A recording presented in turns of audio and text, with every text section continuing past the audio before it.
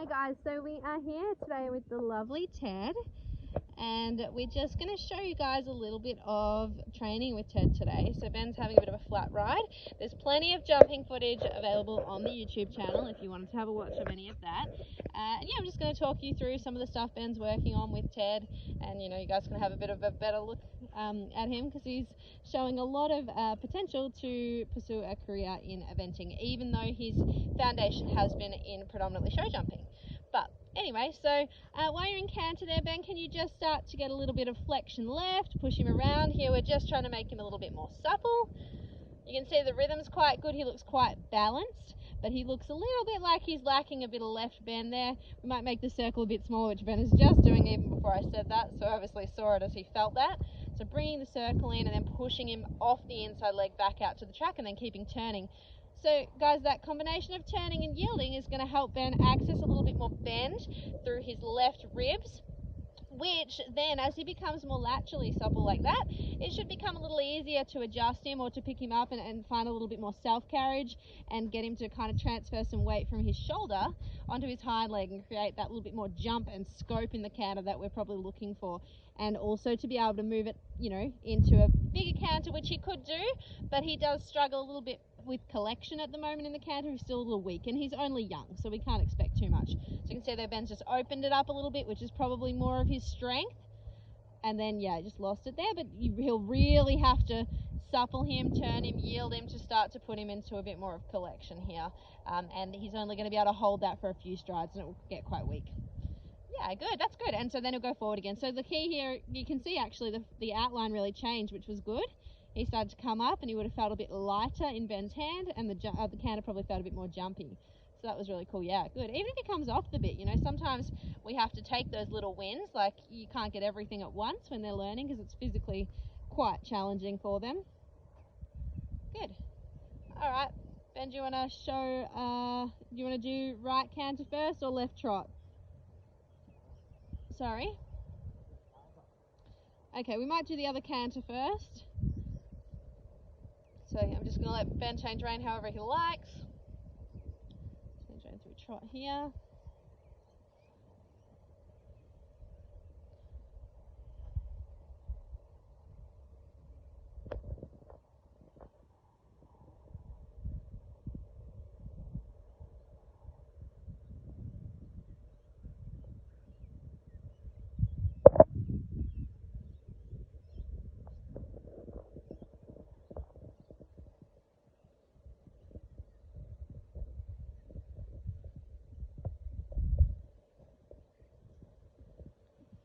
Good. So Ben, you say this canter is a bit more bendy, but a bit less straight? No? Yeah, so Ben's just saying there that this is the better canter. He finds it easier to access the right rib cage bend. He could have a bit more right flexion though. So although he looks around the right leg, he looks a little bit like he could be softer through the right jaw. So you can see Ben just making little flexions, little turns there, and then he softens like that. So it's funny, sometimes horses can feel like they're yielding off the inside leg, but not having enough bend because you don't quite have the flexion. So it's a little bit, you've got to kind of have all the parts moving in the right direction. Good, so you might be able to get a little bit more adjustability in this canter, Ben, if it's a little further along. So it's really important here, guys, as Ben sets up to change the ground cover of the canter, that he keeps that flexion and bend. That's what's going to keep the horse's body aligned and help him to start to, push the limitations of his canter a little bit. So in that moment, you'll see Ben really making right flexion, and then as he comes back to bring the canter back together, he'll also be putting it. Yeah, that was really good. So this canter is quite a little bit further ahead than the other canter. As you guys can just see, it's just about a matter of keeping that right flexion happening. Excellent.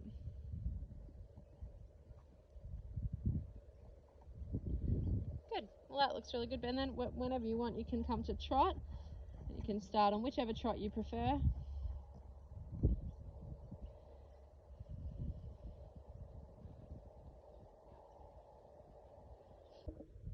Okay guys, so Ben's just going to do a similar exercise in the trot. So he's going to just wind the circle down gradually, getting into the flexion. And then as soon as he's sort of turned a little bit, he can push him back out. So it doesn't have to be that you're there for a long time. It's just practicing turning, then yielding, then turning, then yielding. And that combination over and over and over again just gets that side to side sort of elasticity happening a little bit. Just trying to make sure as he comes onto that smaller circle that he does keep bending through the ribs. You can see as he finished the circle, yeah, he started to bend properly. Good.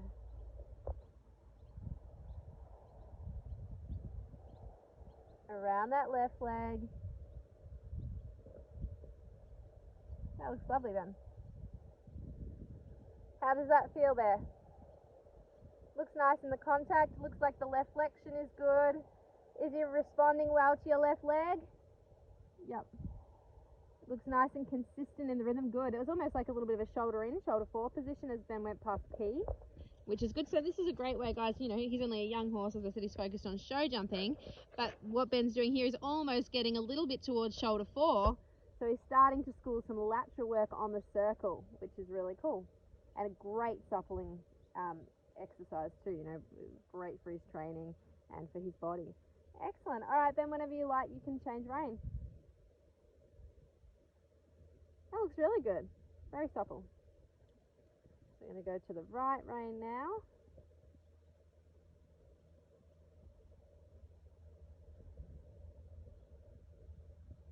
Nice. So Ben will have to manage a little bit more this way, although we want to access more suppleness when he gets that more right flexion happening. Sorry guys, I was a bit shaky with the camera there. But when he gets that right flexion happening, he doesn't want to lose the left shoulder. So he might almost chuck a little bit of a left counter flexion every now and then. And that's just going to be to help separate the neck from the shoulder and give him a little bit more elasticity through the base of the neck. Because we don't want him kind of holding and blocking through there. That's it. So really wants him to lift and engage through that front of the right rib cage, which is then, as we keep stepping forward, that right hind should come under his body into alignment and start to push and load up a little bit more weight. Just had a little look at something there. Good. Around that right leg. Just see, like, occasionally on those tighter turns when Ben's really pushing him sideways there and we're getting a lot of load on that right hind, he's still, you know, he doesn't have the strength. He's only a 6-year-old. He doesn't have the strength to push off it as, you know, much as he will in the future. So he's just, you know, starting that there. Good. But this is the way to start it, you know. You only start somewhere, and it'll come, you know, eventually through just practice and repetition and getting him strong and supple at the same time. Good. All right. Anything else you want to show today, Ben? Yep.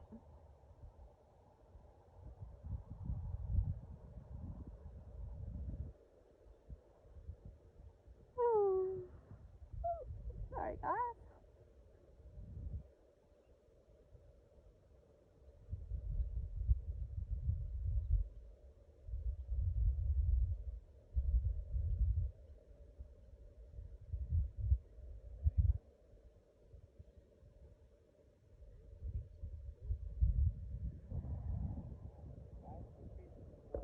Hi guys, so that's just a bit of Ted working on flat. I find him quite good in the contact. Does need someone with a certain type of feel to sort of, you know, make those half vaults and push them around. But yeah, if someone was willing to put in the work, I think he'd come on quite well. He's pretty easy in the walk and the canter. The trot needs a little bit more sort of suppleness work. He's nice and straightforward to jump. Doesn't really change at all. I know I said he's probably on the more lazy side, but he's really not too bad. He's quite good in the middle, sort of. And yeah, quite a good jumper. He's bold. He'll sort of, you know, take off from wherever. We found him to be very careful as well. Not worried about the fill. He's not too spooky. No, not spooky. He has been out to some show jumping competitions and stuff as well, so already has that experience.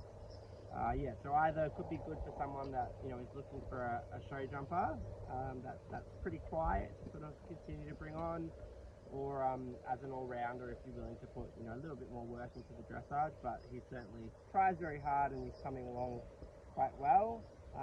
And yeah, overall he seems, you know, nice, quiet horse that we've found pretty easy to work with. Yeah, and he has been cross-country schooling once, and he did water and ditches and stuff and responded really well to that. So definitely an area he can explore further. So yeah, good work, Ted. That's it for today.